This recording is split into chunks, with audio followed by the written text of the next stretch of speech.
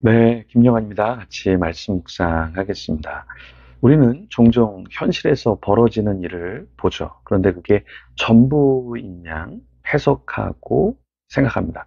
그런데 사실은 성경을 반복해서 보면 어떤 것을 말씀하고 있냐면 우리가 보이지 않는 세계에 살고 있다. 영적 전쟁 가운데 우리가 살아가고 있다라는 것이죠.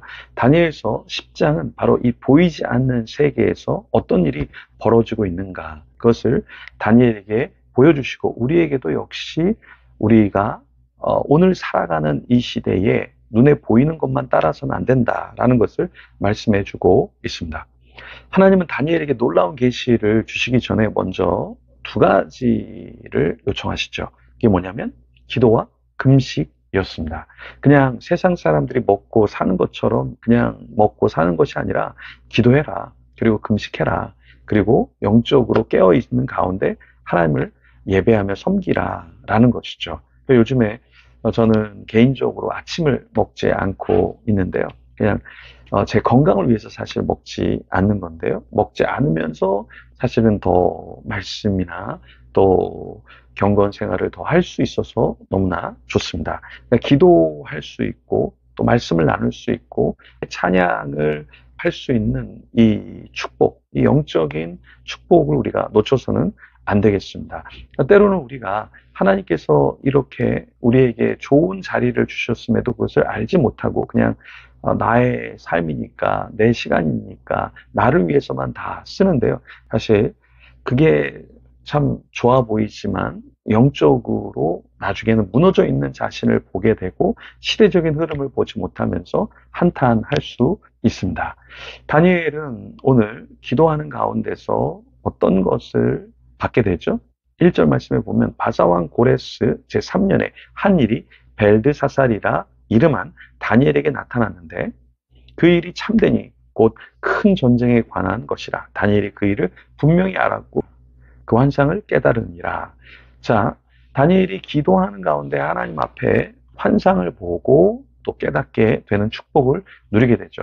그러니까 기도하는 사람은 하나님이 주시는 마음, 하나님이 주시는 계시, 하나님이 주시는 어떤 지혜가 있어요. 그래서 그것을 따라서 살면서 축복을 받게 된다라는 것이죠. 우리도 분주하게 사는 것, 또 사람들을 두려워하면서 사람들이 뭘 원하나 그것을 쫓아가는 삶이 아니라 하나님이 이 시대에 무엇을 원하는가 그것을 깨닫고 주님을 기쁘시게 하는 삶을 살기를 소망합니다. 이런 삶은 목회자뿐만 아니라 우리 모두가 다 사실 살아야 하는 것이죠. 돈을 버는 것도 왜 돈을 버는가, 사람들을 만나는 것도, 일을 하는 것도 내가 왜 일을 하는가, 왜 일을 해야 하는가, 거기에 대한 답을 하나님 앞에서 받고 해야 하는 것이죠. 다니엘은 바벨론 포로기에 환상을 받았고요.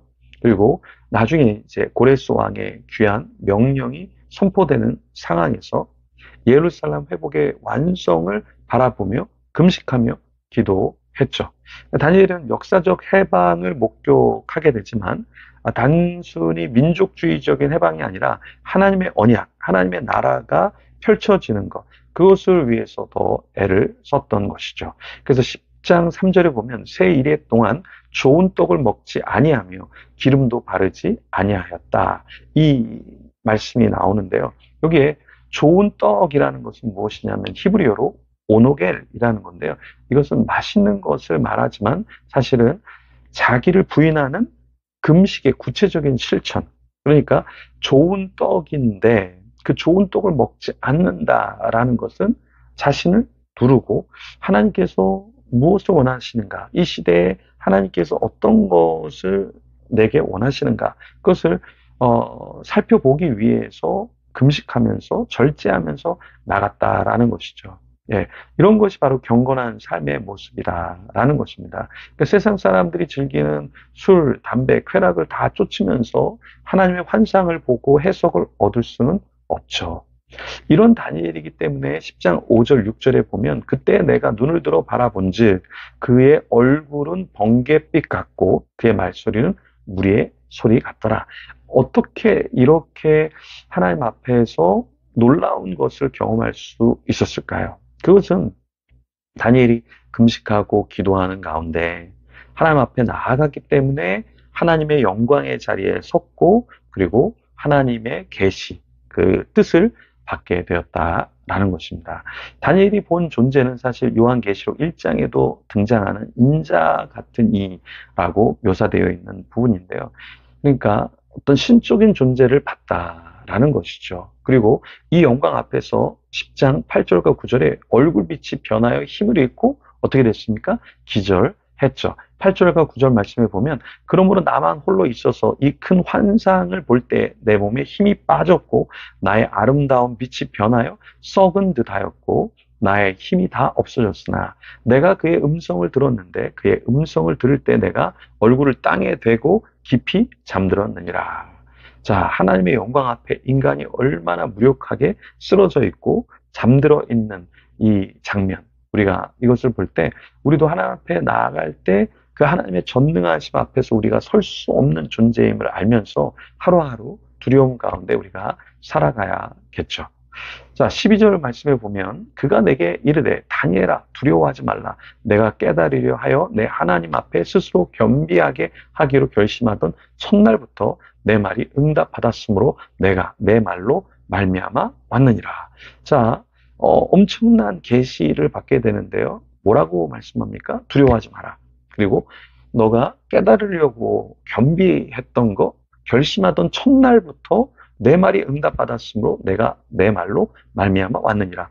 자, 하나님께서 어떠한 존재를 보내주시는데 하나님이 언제부터 다 아셨냐면 결심하던 첫날부터. 자, 우리가 예를 들어서 새벽을 깨우리라 결심했습니다. 내가 헌신하리라 결심했습니다. 내가 선교하리라 결심했습니다. 교회를 위해서 섬기리라 결심했습니다. 근데 그 결심의 그 첫날부터 하나님께서 다 보고 하나님께서 받으신다라는 것입니다. 주님께서 다니엘에게 뭐라고 말씀하셔요? 다니엘아 두려워하지 말라. 12절에 내 말이 응답 받았으므로 이렇게 말씀하고 있습니다. 여러분 무엇을 두려워하세요? 하나님께 기도하면서 무엇을 두려워하세요? 하나님께서 이미 받으시고 지켜보고 계시잖아요. 그렇죠? 네. 여기 본문에 보면은 하나님께서 다니엘을 얼마나 사랑하시면 다니엘을 눈동자같이 보시고 지키시고 하는 것. 그런 것처럼 또 우리도 역시 하나님께서 그렇게 보시고 지키시고 우리를 안아주시고 품어주시는 것이죠. 그것을 우리가 잊지 않아야 하겠습니다. 놀랍게도 다니엘이 기도하기 시작한 첫날부터 그의 말씀에 응답하셨잖아요. 우리도 기도를 시작해야 하는 것이죠. 여러분에게 어떤 기도 제목이 있습니까? 그것을 놓고 기도하기를 소망합니다. 이 시간 같이 기도하며 하나님 앞에 나아가겠습니다.